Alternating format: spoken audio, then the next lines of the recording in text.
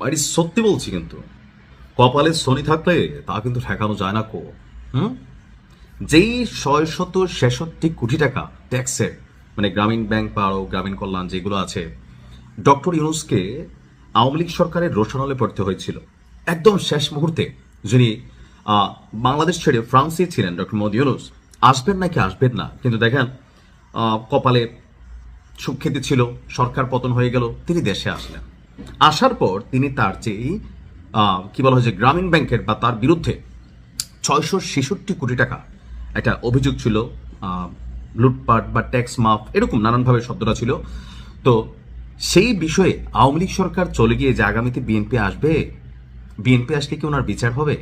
জি, তারেক রহমান বলছেন, মোহাম্মদ তারেক রহমান বলছেন তিনি পার্লামেন্টে গেলে ডক্টর ইউনূসের বিরুদ্ধে 666 কোটি টাকা লুটপাটের অভিযোগ যেটা আছে এটাকে বিচারের আওতায় আনা হবে।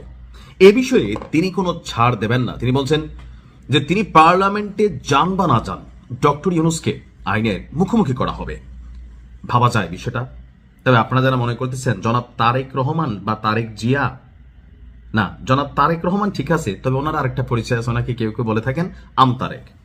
স্বতন্ত্র প্রার্থী হিসেবে তিনি কাজ করছেন। এবারে নির্বাচনী জনসংযোগে ঢাকা 12 আসনের তিনি মনোনীত সংসদ সদস্য পদপ্রার্থী মোহাম্মদ তারেক আমজনতা দলের সদস্য সচিব, তিনি এই কথাগুলো বলছেন।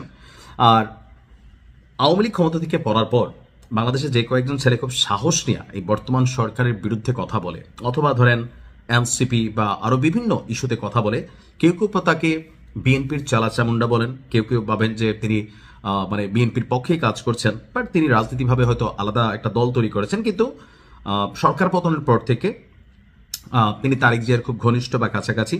যখন জনাব তারেক রহমান বাংলাদেশে আসলেন গেল কয়েক মাস আগে, তখনও এই তারেক তিনিও জনাব তারেক জিয়ার সাথে দেখা করার সুযোগ পেয়েছেন বা সেই মঞ্চে যাওয়ার সুযোগ পেয়েছেন। এ নিয়ে নানান আলোচনা সমালোচনা আছে। তো সেই জায়গা থেকে নানান ধরনের বক্তব্য তিনি বিভিন্ন সময় দেন, এমনকি ডক্টর ইউনূস সরকারকে নিয়েও নানান ধরনের প্রতিবাদে তিনি অলওয়েজ সোচ্চার। তো হঠাৎ করে সেই তারেক বা জনাব তারেক রহমান, অনেকে তারেক বলেন, তাকে আমের ব্যবসা করেন কিন্তু এই কারণে তারেক বলেন। তো তিনি মনে করছেন ডক্টর ইউনূসের যে 666 কোটি টাকা, এই সরকারে তিনি প্রধান হওয়ার পরে নিজের টাকাগুলা টেকনিক্যালি মামলা খারিজ হয়ে গেল, বা গ্রামীণ ব্যাংকেও আরো বেশ কিছু সুযোগ সুবিধা দেওয়া হলো, আরো বেশ কিছু লাইসেন্স নেওয়া হলো, ইউনিভার্সিটি, জনশক্তি, অনেক কিছু। দেখেন ডক্টর ইউনূসের একটা বড় বোকামি ছিল, আমি এটা মনে করি বি অনেস্টলি, যে আপনি রাষ্ট্রের প্রধান হওয়ার পর 18 মাসে আপনার বিরুদ্ধে যেই 666 কোটি টাকার একটা ইস্যু ছিল সেটা সমাধান হয়ে গেছে, গ্রামীণ ব্যাংক সমাধান হয়ে গেছে, উনি লাইসেন্স নিয়ে নিচ্ছেন, তারপরে স্টার্লিং বাংলাদেশে ঢুকাই ফেলছেন, এটাও গ্রামীণের সাথে কানেক্টেড।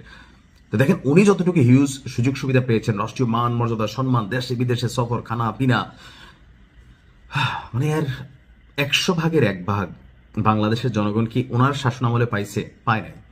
তবে আমার মনে হয় যে বিষয়টা কষ্টকর। কেন কষ্টকর ওনারা বিচার করা? কারণ দল হিসাবে বিএনপি বা জামাত ইসলাম যারাই ক্ষমতাতে আসুক, তারা ডক্টর ইউনূসকে এভাবে বিচারের মুখোমুখি করবে এটা আমার মনে হয় না। বলে কেন মনে হয় না? এটা মনে হয় না ভাই, কারণ এলিটদের মধ্যে একটা খেলা আছে। তো যদি আওয়ামী লীগ কখনো আসে, 50 বছর পরে আসুক, তিনি যদি জীবিত থাকেন ডক্টর ইউনূস, ওনারা না পাইলে ওনার গ্রামীণ ব্যাংকে আওয়ামী লীগ সাইজ করবে, কারণ গ্রামীণ ব্যাংকের সাইজ করারও চেষ্টা করা হয়েছিল।